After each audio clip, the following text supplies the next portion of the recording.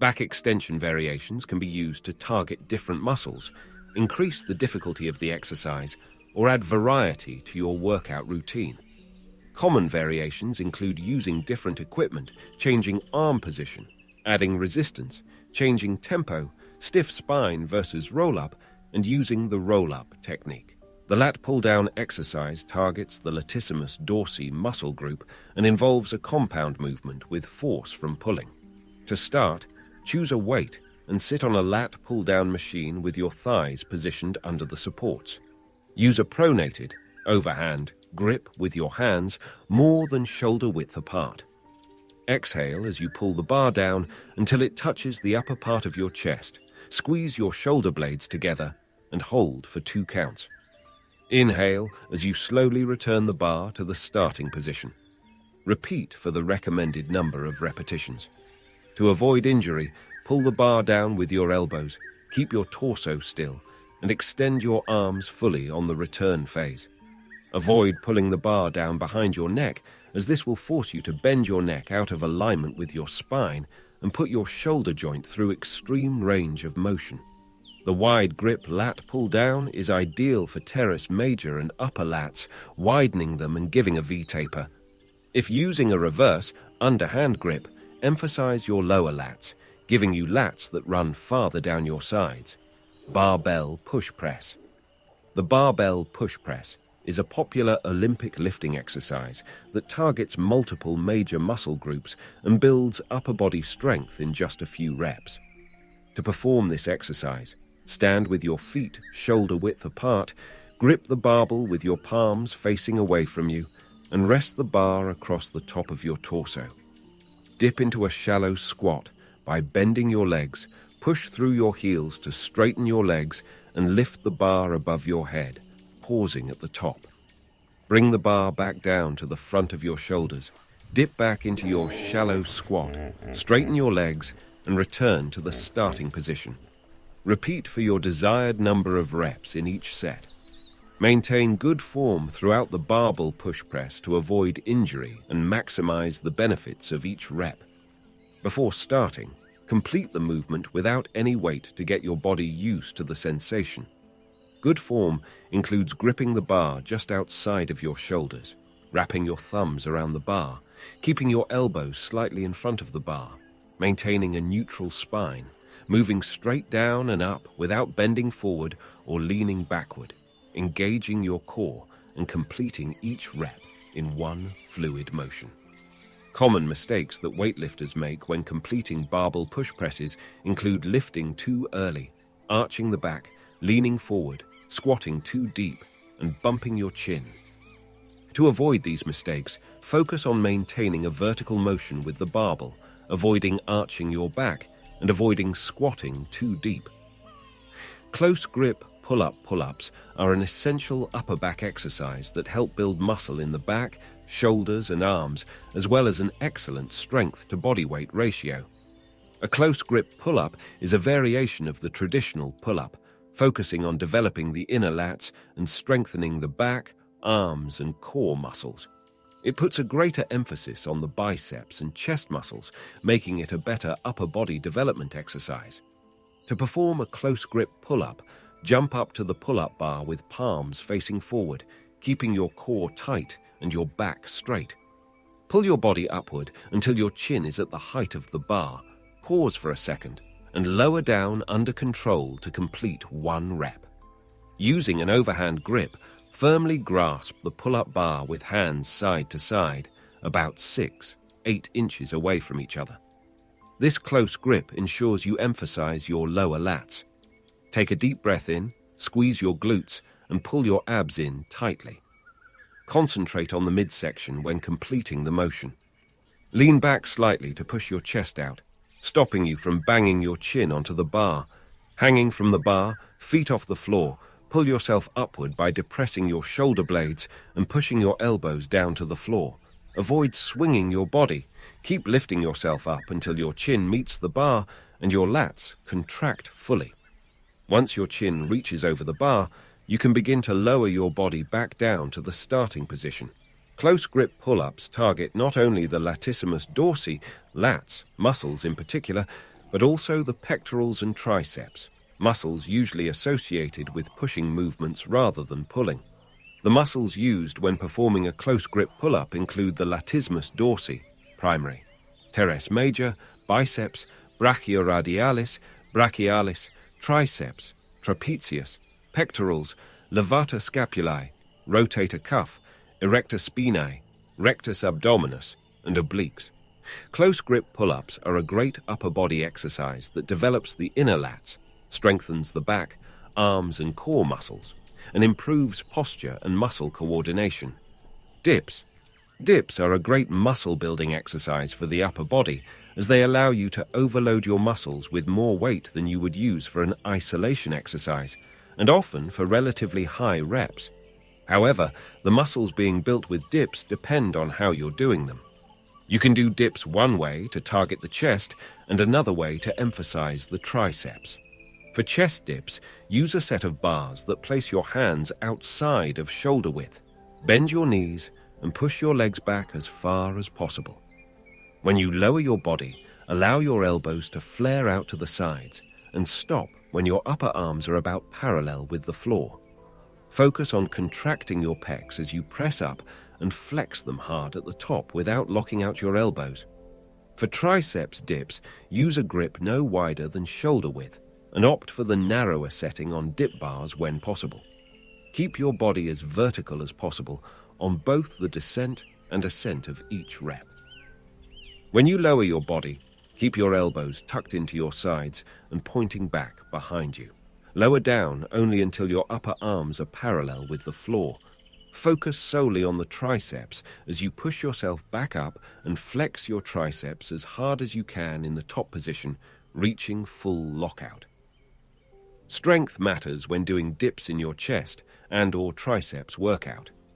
If you can't do at least 10 bodyweight dips, do them at the beginning of your workout when you're fresh to help build more strength on the exercise. Once you can do 10 or more dips with your body weight, move dips later in your workouts, after your major pressing exercises. Adding weight to your body weight for weighted dips can be done wisely, but progress slowly until it ceases to be challenging for your desired rep count. The 10-dip rule is a good reference when deciding whether or not to do weighted dips.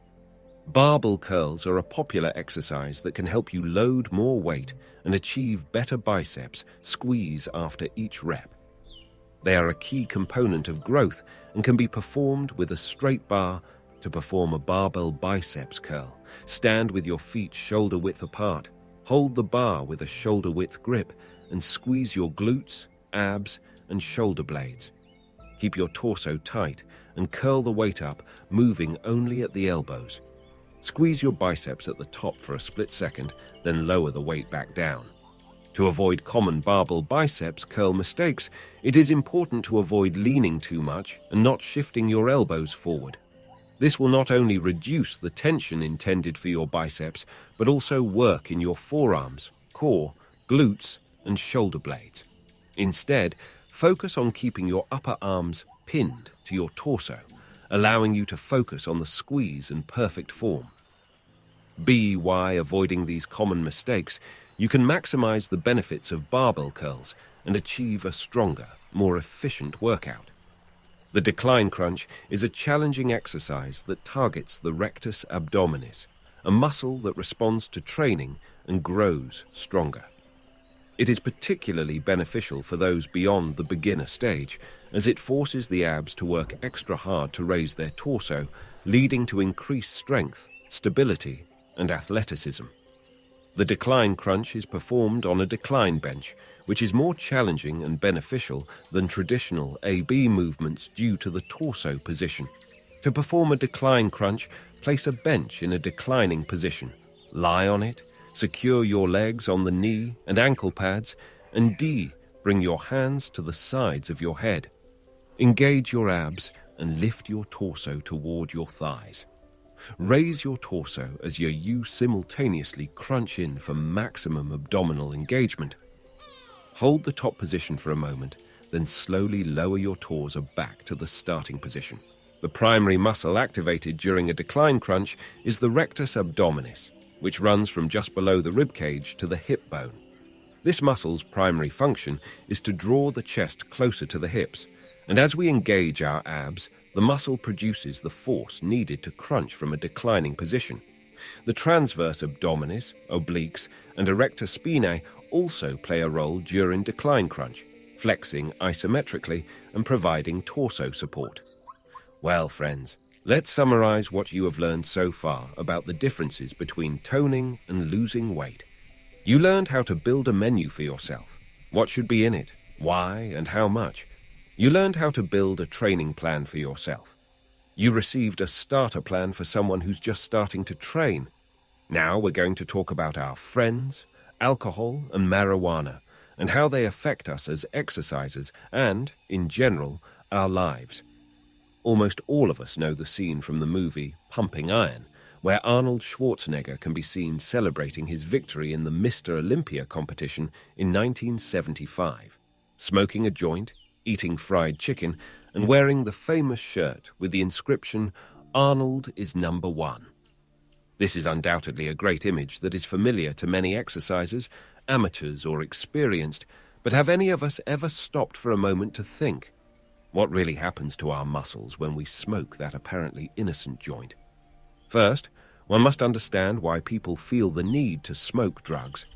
Even though they are illegal, dangerous, and problematic for use by many of the circles of society we are familiar with, many find in those drugs a refuge of calm, inspiration, or even just a way to pass the time, to sit with friends on a joint.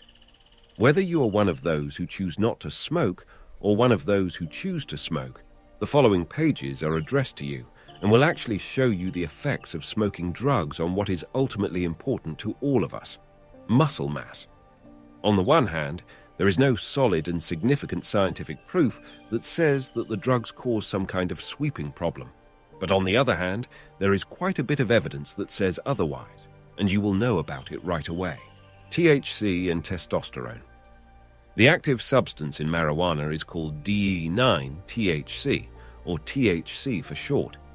This ingredient has a psychoactive interaction with the brain and is actually responsible for the high feeling that the smoker feels. Since testosterone is the main anabolic hormone responsible for the growth and recovery of muscle mass, it is worth checking if it has a connection to THC. In a 1986 study, 4 male non-smokers took drugs and were given 2 joints containing an average of 2.8% THC on 2 separate days. Blood tests showed that there was a significant decrease in the levels of luteinizing hormone, LH, which stimulates the secretion of testosterone. In addition, there was a small decrease in the overall testosterone levels, although the levels were still in the normal range. Further tests showed that there was a small increase in growth hormone, GH levels, and cortisol levels, a catabolic hormone that is responsible for breaking down protein to produce glucose. It should be remembered that the subjects in this specific study did not smoke drugs regularly. Another study carried out in 1975 gives us a little more information about the effects of drugs on people who smoke more frequently. Blood tests of 25 male students who smoke an average of 5 joints per week were compared to those of 13 students who do not smoke at all. Testosterone levels were within the normal range for the subject's age in both groups. This study demonstrates that any hormonal changes caused by THC in occasional smokers will eventually return to normal in regular users. Marijuana can have negative effects on mental health, including anxiety, fear, panic, and paranoia. High doses can cause paranoia and loss of touch with reality, causing distorted thinking. The effects of marijuana use vary depending on factors like potency, consumption, and past usage. It can heighten senses, distort time perception, and negatively impact motor skills, making driving dangerous. Additionally, it can lower inhibitions, potentially leading to risky sexual activities or other risky behaviors. It is crucial to be aware of the potential effects of marijuana use and to seek medical advice if needed. Marijuana smoke can also inflame and irritate your lungs, making it harder for you to focus, learn, and remember things.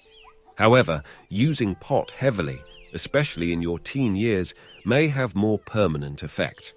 Imaging tests with some adolescents found that marijuana may physically change their brains, causing fewer connections in parts linked to alertness, learning, and memory. Your lungs may hurt. Marijuana smoke can inflame and irritate your lungs, causing ongoing coughs with colored mucus and easier pickup of infections due to THC weakening some users' immune systems. Social problems can also be impacted by cannabis use, with disagreements and frustration over drug use causing family arguments and affecting personal relationships. Legal and health issues can also add strain on personal, financial, and work relationships. Laziness. There is a common tendency for smokers to enter a state of laziness. Of course, if you're looking to achieve success in the gym, you have to work hard. Drug use can leave you on the couch at home, laziness draining away from you. This doesn't happen to all smokers, but for those who do, expect a continuous struggle with yourself about whether to stay on the couch or crawl towards the gym. It turns out that most of the studies carried out to check if there is a connection between smoking drugs and increasing muscle mass show that there is no effect, or at most, a small effect. This is even more true for people who smoke more frequently. However, there are other health risks to look at.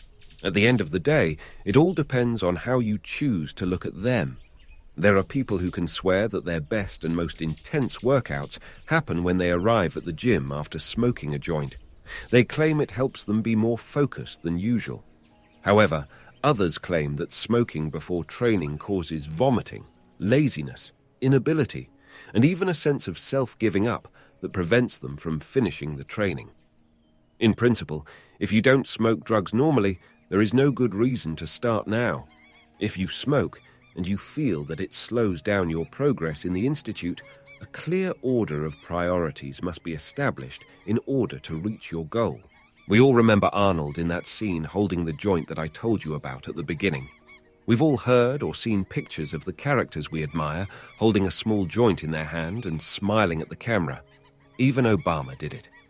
When drugs are used in a controlled manner, one can get a feeling of joy, calm, and creativity on the one hand, and a feeling of nausea, laziness, and fear on the other. Which side are you on? If you have smoked before, you probably know.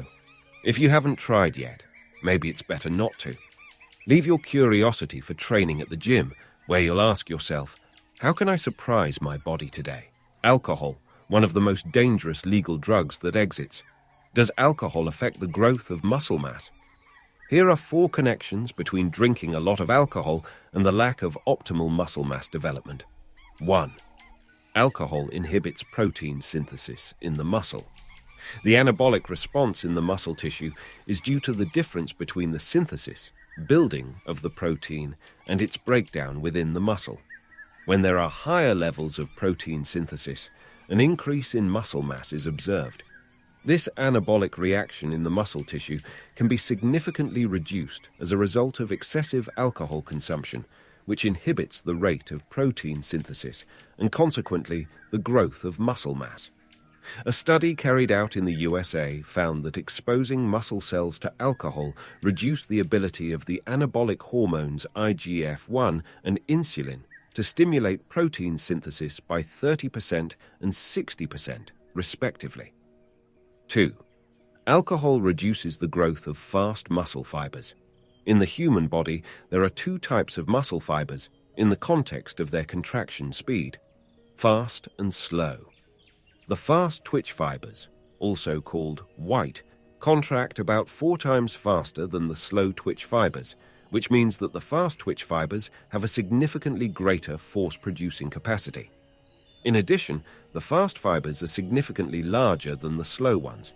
Due to being naturally larger and stronger, the fast twitch fiber has a significant impact on weight training, as it is directly related to strength production and an increase in muscle mass.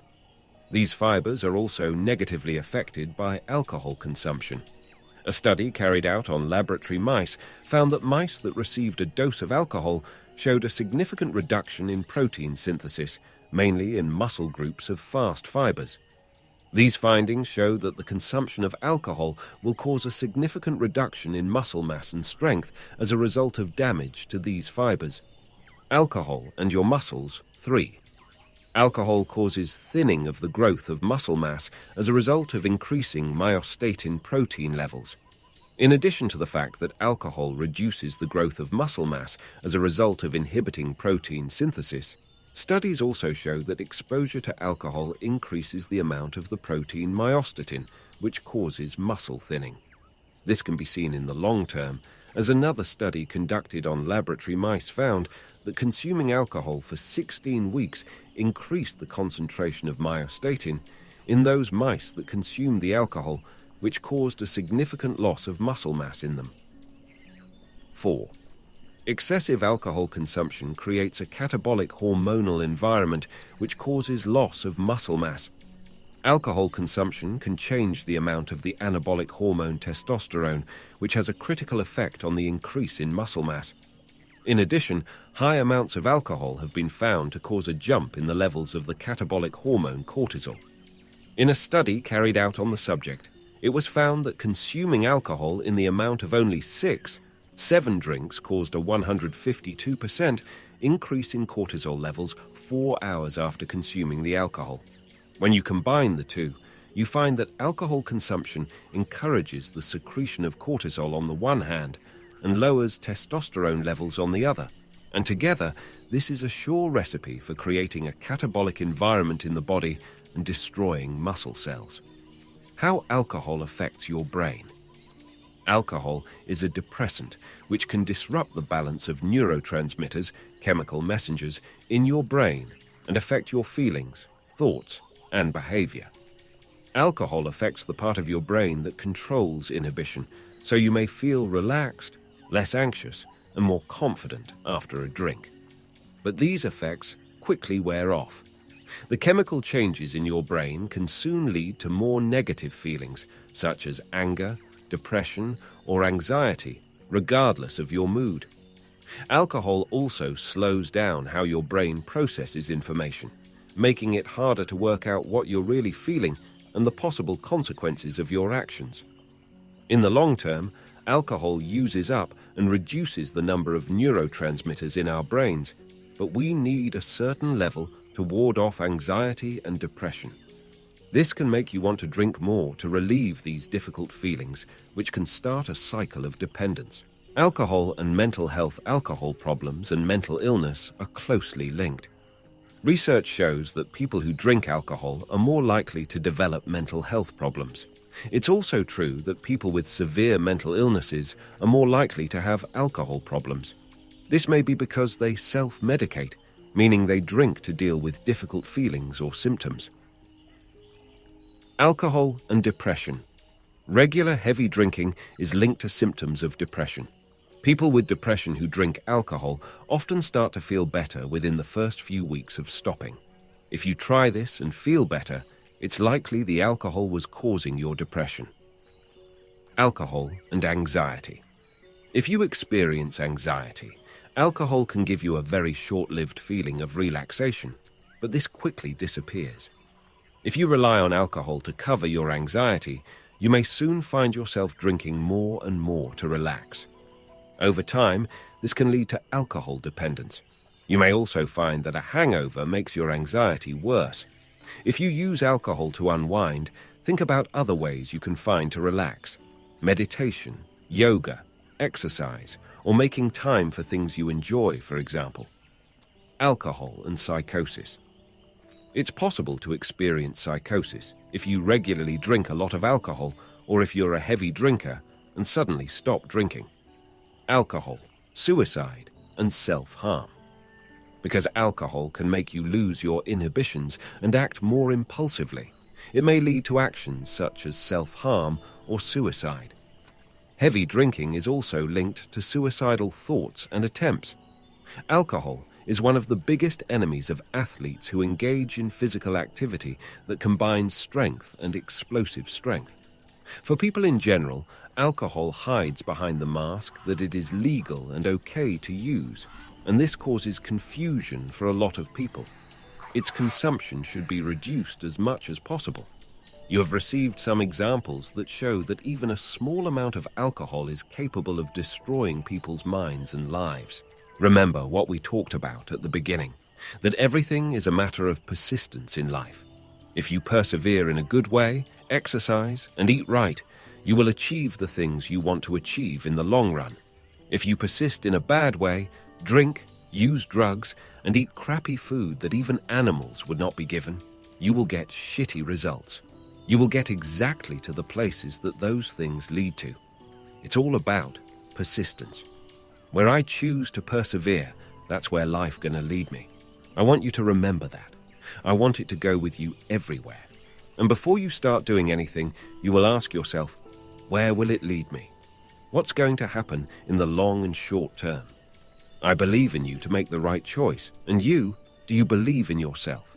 So you're actually saying we shouldn't relax? Are we not allowed to drink? Are we not allowed to use drugs? Ask yourself the following question. Do I have to use drugs and alcohol to relax? Is that the only thing that calms me down? Or are these just the things I know that help me relax? There are many things that can help you relax. We won't talk about all of them, only the most effective and powerful of them. But before that, we will move on to the subject, the dishes and the smoothies. We will go over some recipes, how many calories are in each recipe, and how to divide the portions correctly. Breakfast ideas, herb omelette.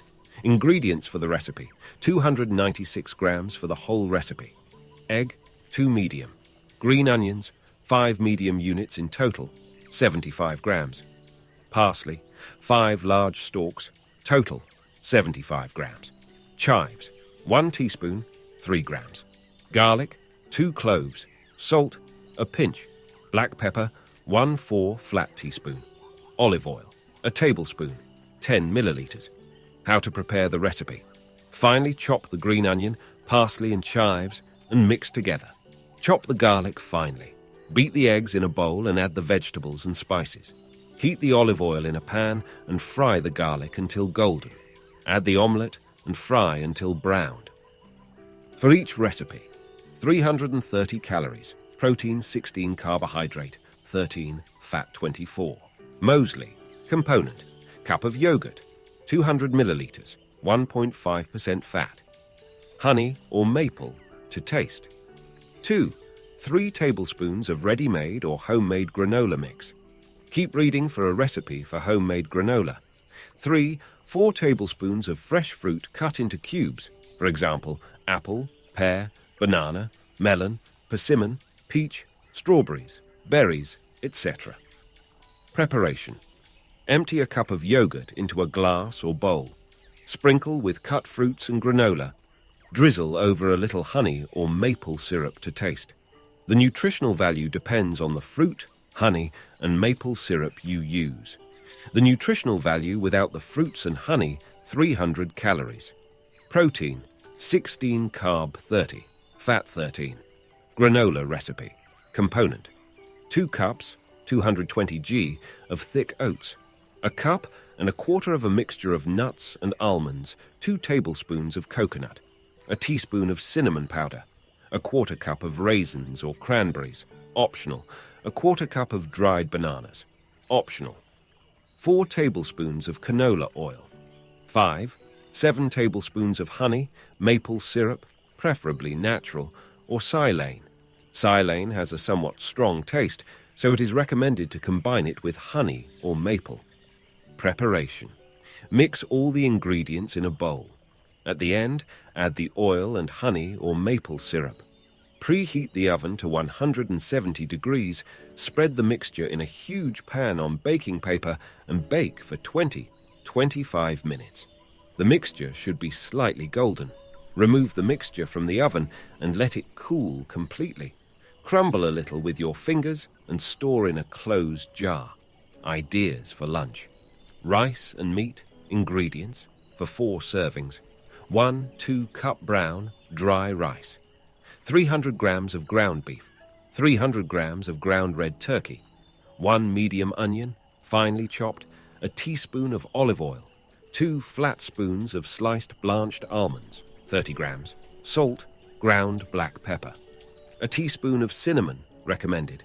5 cups of boiling water. Preparation. Salt the rice well and wash it. Fry the onion in a pot with 2 teaspoons of olive oil until golden. Add the ground meats and crumble them while frying until they change color. Add the rice and the spices and mix well. Add boiling water, cover the pot, and bring to a boil. After boiling, lower the heat and cook on low heat for about half an hour. After about 15 minutes, stir the stew and adjust the seasoning as needed. After cooking, leave it covered for at least 10 minutes. Transfer to a serving plate and sprinkle the blanched almonds on top. Portion equal sign full lunch. Meat protein portion plus carbohydrate portion plus fat portion. Divide the stew into 4 portions of equal weight. Each portion will contain 450 calories, protein 32, carb 22, fat 25, red salmon. Ingredients: 4 pieces of salmon, 200 grams, 800 grams.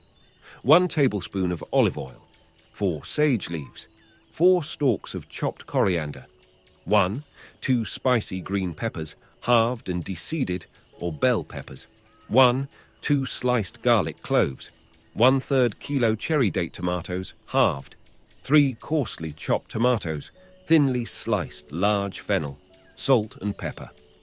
Preparation method: heat the oven to 220 degrees.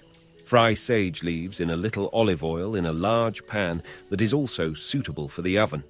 Add the hot peppers and steam for another 2 minutes. Add the garlic and sauté for about a minute. Make sure it doesn't burn. Add the cherry tomatoes, and the sliced fennel and bring to a full boil. After boiling, add the cilantro. Arrange the fish between the tomatoes and season. Bake for about 15 minutes until the fish is ready. Note: the tomato stew can be prepared in advance until the boiling stage. 4 dishes. Each serving is a portion of protein, fat, and a little carbohydrate. Divide the stew evenly, so that each dish will have about 200 grams of fish, and add the rest of the stew until you reach 400 grams. Each portion will contain calories: 430 calories, protein 53, carb 10, fat 20. Dinner ideas. Ingredients: minced chicken meatballs, 2 tablespoons of olive oil, 600 grams of ground chicken breast, finely chopped medium onion, crushed garlic clove, peeled and finely grated medium potato, a teaspoon of salt and a pinch of black pepper red sauce with vegetables, spoon of oil, chopped small onion, 2 crushed garlic cloves, 3 cups of water, a heaping spoonful of tomato paste, a large peeled potato cut into medium cubes, 1 peeled sweet potato cut into medium cubes, 1 peeled carrot cut into thick circles. Seasoning: a tablespoon of date honey, a full teaspoon of sweet paprika, a 1/4 teaspoon of turmeric, a full teaspoon of salt, a teaspoon of soup powder, and a pinch of black pepper. Preparation method: mix of minced chicken meatballs. Heat a pan with 2 tablespoons of oil and fry the onion until lightly golden. Add the garlic and mix for about a minute. Remove from the heat and transfer to a bowl. Add to the bowl ground chicken breast, thinly grated, well-drained potatoes, salt, and black pepper. Stir into the mixture and put it in the refrigerator until the sauce is ready. Red sauce with vegetables. Heat a wide pot with a tablespoon of oil and fry the onion until slightly transparent. Add garlic and stir for half a minute. Add 3 cups of water and tomato paste and season with date honey, paprika, turmeric, salt, soup powder, and black pepper. Stir and bring to a boil over high heat. Add the vegetables, potato, sweet potato, and carrot, cover and cook on medium heat for about 15 minutes. Start a timer, 15 minutes. Remove the meatball mixture from the refrigerator, form balls with a diameter of about 4 centimeters, and gently place them in the pot. Cover the pot and cook for 5 minutes without stirring until the balls stabilize. Gently turn the balls on their sides and cook for another 10-15 minutes. Divide the whole stew into 5 portions of 200 grams each. Each portion will be 494 calories, protein 26, carbohydrate 32, fat 29, egg and spinach. Ingredients for the recipe: 5 servings per unit, 340 grams per serving unit onion, 2 large units totaling 644 grams cut into strips, spinach 400 grams brewed and chopped, olive oil 1/4 cup total 60 milliliters, celery 4 stalks total 180 grams, cabbage with the leaves, thinly sliced parsley, a bunch 114 grams finely chopped, garlic 4 cloves chopped, egg 5 large total 270 grams, salt 1-2 flat teaspoon to taste, black pepper 1-2 flat teaspoon to taste. How to prepare the recipe: 1. Fry the onion in oil until slightly browned. 2. Add the celery and garlic and continue frying until softened. 3. Add the cooked spinach, mix and season to taste. 4. Make 5 holes in the pan, break the eggs into the contents and continue to cook on a low flame until the eggs harden. The portion must be divided into 2 with a weight of 720 grams. Each portion will contain 450 calories, protein 26, carbohydrate 33, fat 23. These are just ideas that you can use to achieve your goals. You can increase or decrease each recipe in a simple way. If you want to increase, double the ingredients of the same recipe by 2. If you want to reduce it, divide all the ingredients in the same recipe by 2. Smoothies: the peanut butter, 100 grams of oats, 250 milliliters milk, 1% fat, 20 grams of peanut butter, banana 50 grams, 4 ice cubes. Put everything in a blender for 3-4 minutes. Nutritional values: 667 calories, protein 31, carbohydrate 94, fat 19. The chocolate egg: 3 egg whites, a spoonful of chocolate powder, a glass of hot water, a glass of milk, 1%, 150 grams. Put everything in a blender for 3-4 minutes. You can add a spoonful of sugar or sucrose. Nutritional values: 155 calories, protein 20, carb 15, fat 1.7, the no-name one. Into the blender, a cup of protein-rich white yogurt usually has 20 grams of proteinol and low in sugar. Banana, date, 3 walnuts, 2 cup milk, 1%. Nutritional values: calories, 262, protein, 25, carbohydrates, 26, fat, 6. Well, we have almost reached the end of the course. Now we are going to understand, why do we actually keep gaining weight? What makes us treat ourselves this way? How do I change these behavior patterns? We must first of all understand that everything we want to do in our lives, and yet, for some reason, we have not reached it, is because of an internal conflict we experience with ourselves. Each and every one of us has our own conflict. We need to locate it and understand what it is actually trying to tell us. What is he trying to protect us from? 99% of the time, we know exactly what we need to do to reach our goals in life. The thing that prevents us from starting to do them is that inner conflict. There is a practice, quite simple but very effective, that can help you. NLP, 6-step reframing. 6-step reframing can be used for any habit or behavior change. I find it a gentle technique that will either provide a solution or give us enough information to know what to do next. I've extended the technique from the original 6 steps, as I find this more effective, but it's still the same technique. The 6-step reframing process. Before you start, don't overanalyze. This technique sounds a little strange, but it really works and can produce some powerful changes in your life. 1. Get in touch with the part that's causing the behavior. 2. Go to a calm place, turn your phone off, close your eyes, and start to notice your breath. 3. Start noticing the silence inside you. 4. If you hear sounds around you, it's okay. let them be, and keep noticing your breath and the silence inside you. 5. If there are thoughts, let them be. Just put your attention back on your breath. 6. Ask yourself what habit or behavior you want to change. 7. Go more inside yourself and ask, will the part that causes this behavior communicate with me in consciousness? 8. Be aware of any internal changes in your body's sensations, sounds, or mental images. Are they confident this change represents a yes? 8. When you are confident that you received a yes response, you should respectfully thank that part for communicating in consciousness. 2. Understand what that part is trying to achieve. 1. Now explain in that first part what it wants to achieve by exhibiting the habit or behavior. What is the part's positive intention? Listen carefully, and when you have an answer that satisfies you, go to the next step. 2. When you know the positive intention, repeat it so you can confirm that you've heard it correctly.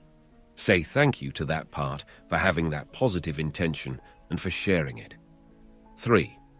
Ask for alternative ways to achieve the same or better outcome. 1.